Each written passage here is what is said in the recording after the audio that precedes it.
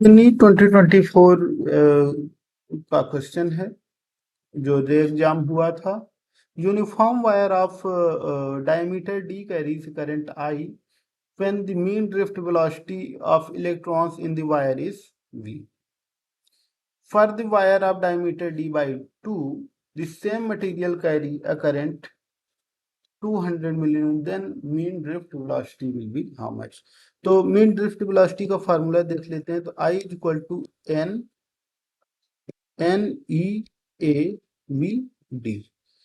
N क्या है? Concentration है, कंसंट्रेशन ऑफ इलेक्ट्रॉन्स है। तो VD क्या है?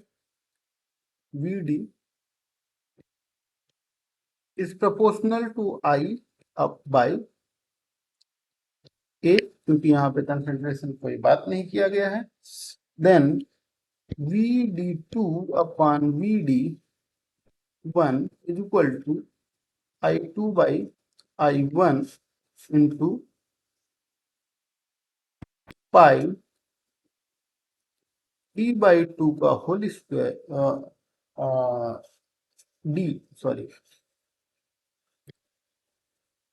पाई d square by 4 upon pi d by 2 का whole square by 4। Then VD2 is equal to V, I2 कितना है? 200 by 100 into 4। VD2 is equal to 8 times V. Option second is the correct one.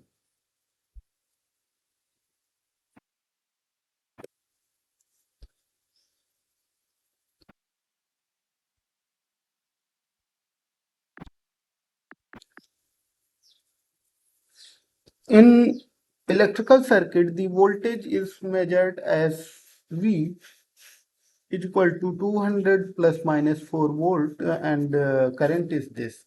ये error topic का है question. Voltage क्या है? 200 plus minus 4 volt और current क्या है? 20 प्लस माइनस 0.2 एम्प्स। ठीक है। देन डेल्टा वी, अब आर क्या होता है? R is equal to V by आई।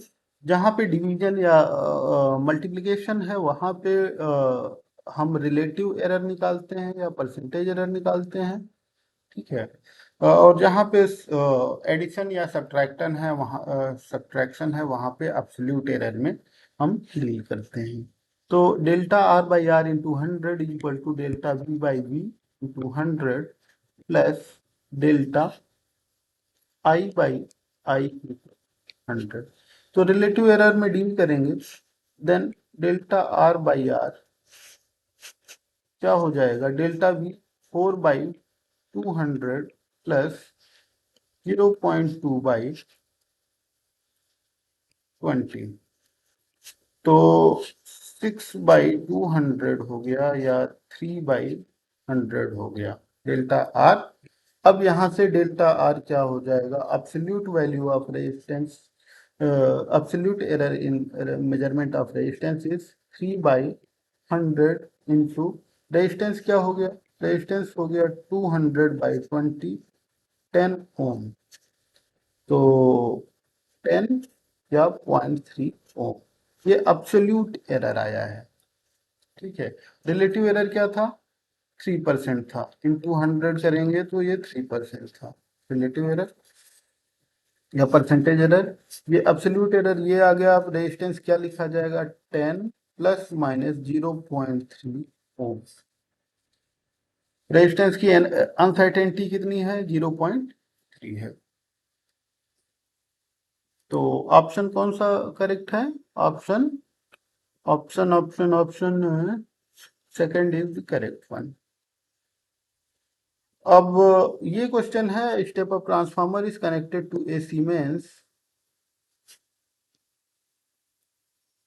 ये स्टेप अप मतलब सेकेंडरी साइड में सेकेंडरी साइड का वोल्टेज ज्यादा होगा या सेकेंडरी वोल्टेज क्यों ज्यादा होगा? क्योंकि सेकेंडरी साइड में नंबर ऑफ टर्न्स ज्यादा होंगे। यहाँ पे 220 वोल्ट। प्राइमरी अब 88 वाट पे ये ऑपरेट हो रहा है। तो सेकेंडरी करंट पूछा है, I S is equal to 88, assuming power factor is 1, 88 upon 11,000, that is 8 into 10 to the power minus 3 ampere, that is 8 milliampere. Okay, तो ऑप्शन फर्स्ट इज करेक्ट। अब अगला क्वेश्चन है, a particle is moving along X axis with its position X varying with time, then its initial velocity, velocity का पहले लिख लेते हैं। Velocity क्या होगा, 4 alpha T cube plus 2 beta T plus gamma, and initial velocity at T is equal to 0, v naught is equal to gamma, and acceleration क्या होगा, acceleration dv by dt, then 12 alpha t square plus 2 beta, then alpha at t is equal to 0, then alpha naught is equal to 2 beta, then uh, initial velocity v naught by alpha naught is equal to gamma by 2 beta, gamma by 2 beta, option fourth is correct। अब जो है ये, the radius of gyration of solid sphere of mass 5 kg about xy, पहले तो moment of inertia about X Y क्या होगा, about X Y is equal to 2/5 mr square about centre plus M R square, that is 7/5 mr square. ठीक है, अब इसको एक circle पे अज्यूम करते हैं, वही रेडियस ऑफ गायरेशन होती है, तो is equal to M K square, M से M cancel out, then K क्या होता है, आर अंडर रूट 7/5। अब radius of gyration, the radius of sphere is this, then value of, अब रेडियस ऑफ गायरेशन कितना है, 5 मीटर, जो कि दिया हुआ है 5 इज इक्वल टू, और आर की वैल्यू कितना दिया हुआ है, 5x/√7 अंडर रूट 7/5, 7 से 7 कैंसिल आउट, 5 से 5 cancel out, x is equal to under root 5, option fourth is the correct one. Okay, अब अगला क्वेश्चन है, गिवन कैरेक्टरिस्टिक आईवी कैरेक्टरिस्टिक किसकी है, photovoltaic cell, solar cell, photo diode, LED, zener diode, किसका है। तो ये है फोटो डायोड की, सोलर सेल के का, कैसे हम इसको देखते हैं। ये सोलर सेल क्या होता है, एक पीएन जंक्शन डायोड है, पीएन मतलब इधर पोल्स होंगे,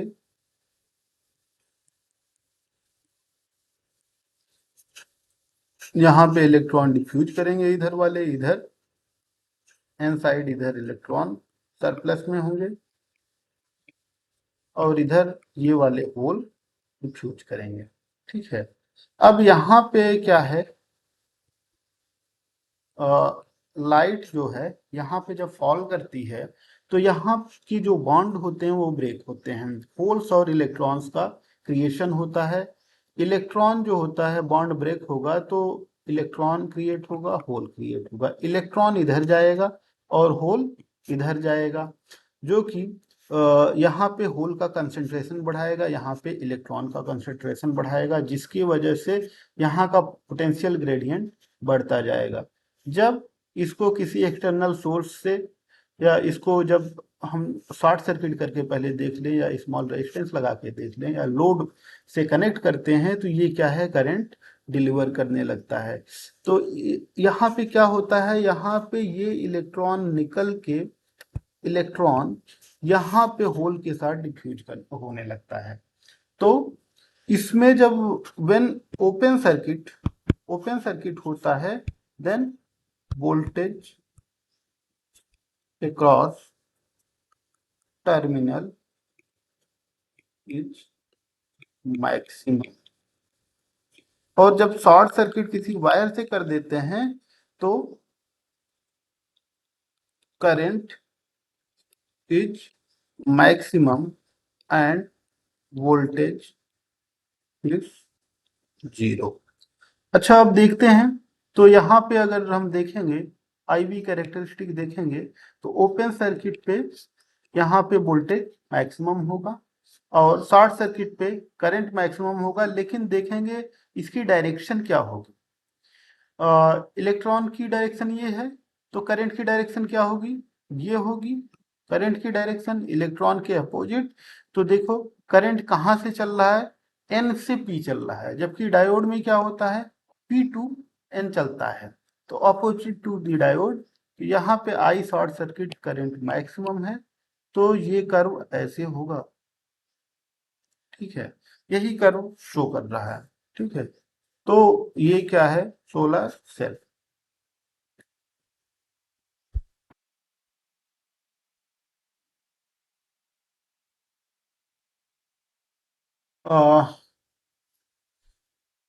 ये क्वेश्चन क्या कहता है, the magnetic moment end moment of inertia of magnetic needle is this.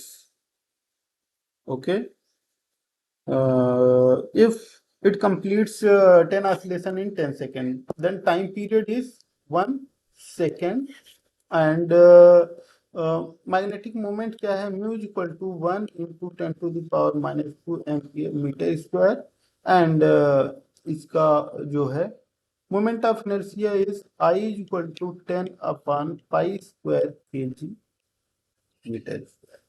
Then magnitude of magnetic field क्या होगा, तो एक फार्मूला हम जानते हैं, T is equal to 2π√I/μ dot. Okay, ये फार्मूला हम जानते हैं, म्यू भी।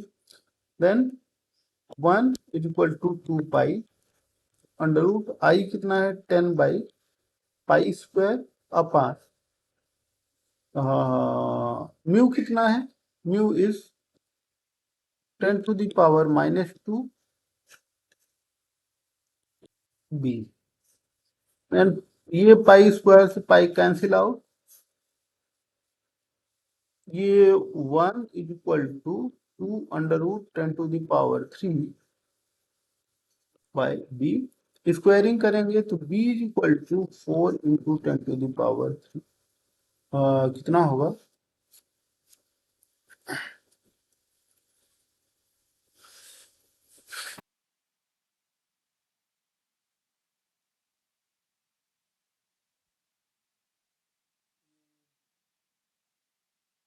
10 10 10, ये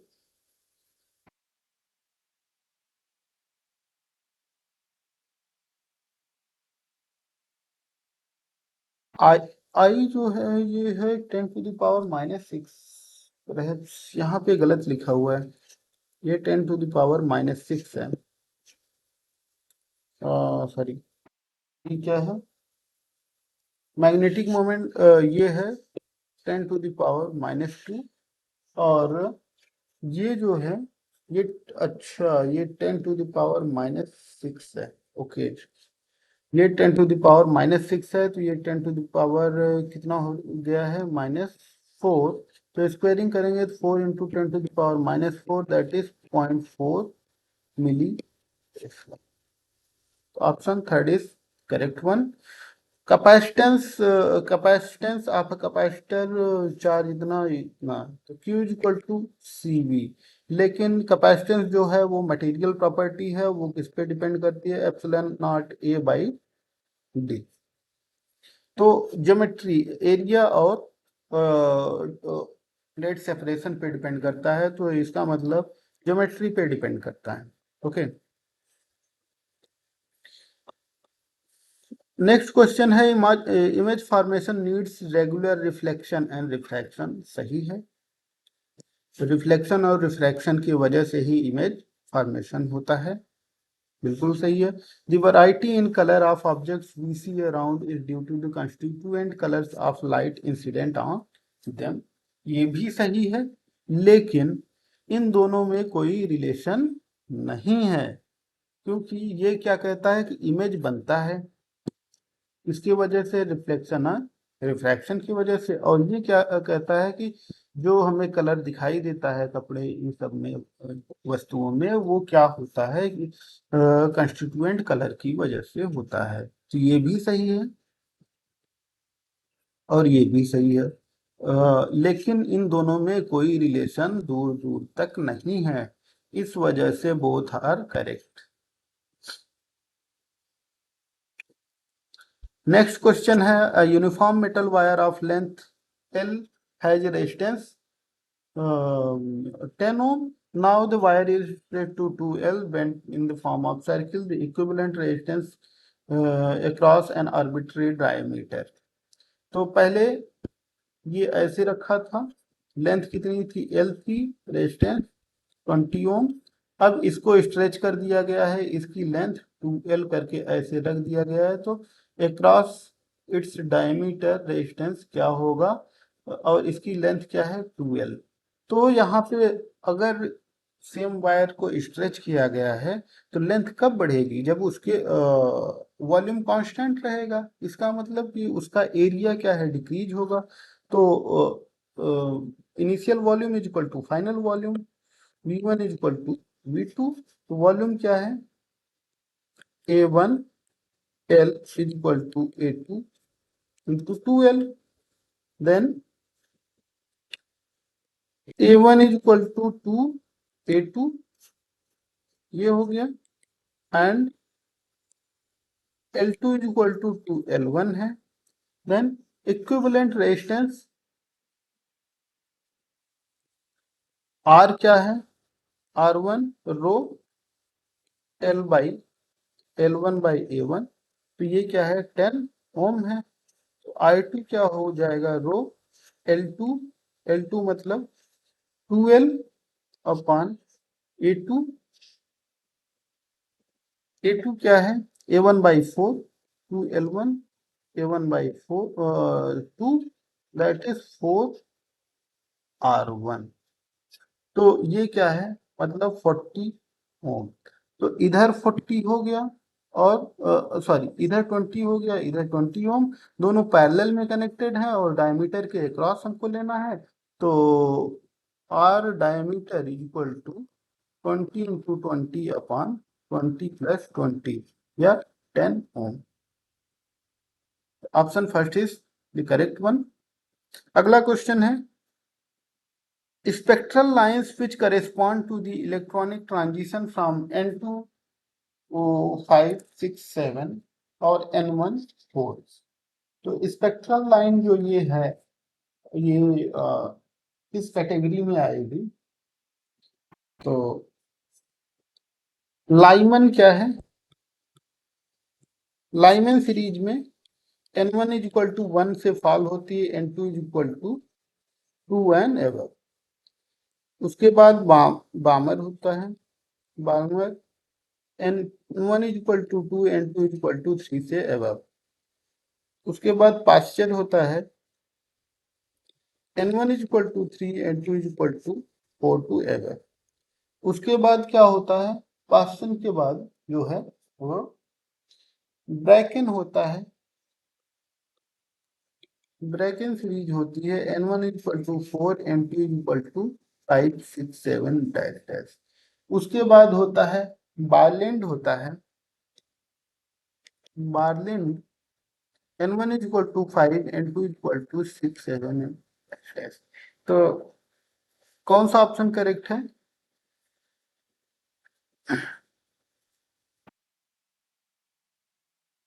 second one, bracket. Next question है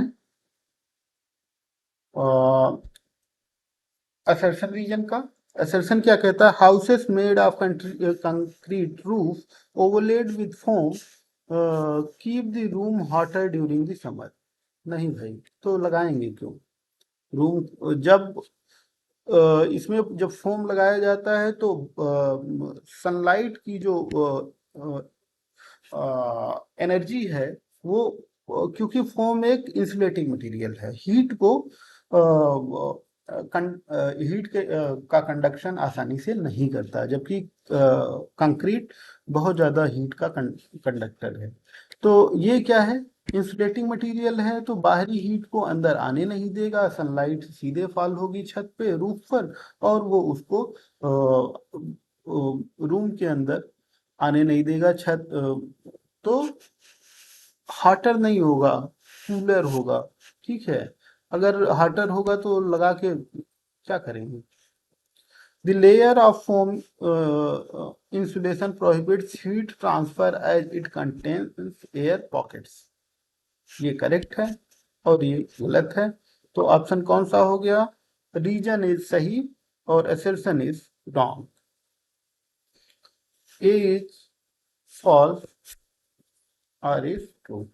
अगला अगला है, a particle executes simple harmonic motion with amplitude a.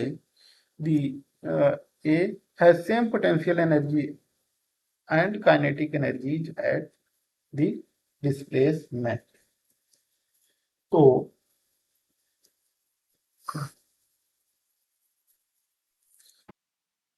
Same potential और काइनेटिक एनर्जी है इनकी, पार्टिकल की।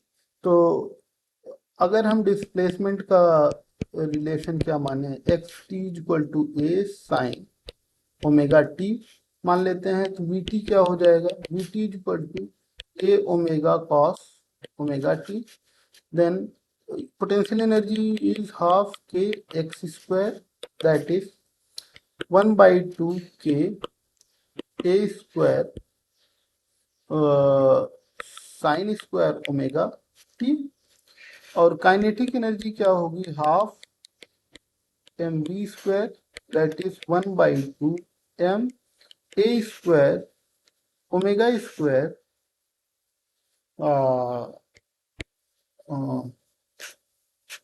Cos square omega T. और m ओमेगा स्क्वायर को हम क्या लिख दें, k लिख दें, कॉस स्क्वायर ओमेगा टी। दोनों को इक्वेट कराएंगे तो क्योंकि k is equal to u, then sine square omega T one is equal to cos square omega T one, then tan omega T one is equal to plus minus one, then omega T one is equal to pi by 445 degrees. अब इस instant पे X T क्या होगा, X at T equal to pi by 4, तो A sine 45 degree, that is A by root two. Option third is correct one. अब ये Young's double slit experiment का है। इसमें क्या है, फार्मूला बेस्ड क्वेश्चन है। फ्रिंज सेपरेशन मतलब फ्रिंज विड्थ। फ्रिंज विड्थ क्या होता है, D lambda by D. Value रख देंगे, सॉल्व हो जाएगा। क्या है, D equal D lambda by D. तो 1 into लैम्डा कितना है, lambda 6 into 10⁻⁻⁷ upon D 1.5 into 10⁻⁻3, that ये 4 into 10⁻⁻4। करेक्ट।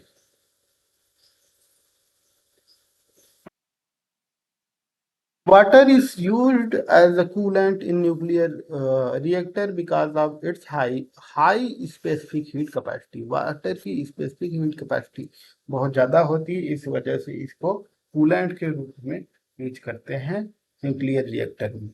ठीक है,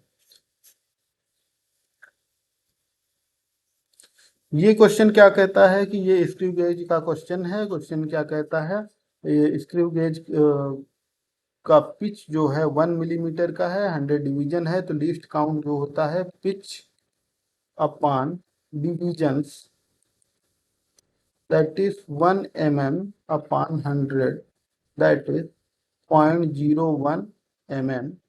अब रीडिंग जो होती है वो क्या होगी, 1 mm plus 63 into least count 0.01, that is 1.63 mm इसकी रीडिंग होगी, या 0.163 सेंटीमीटर।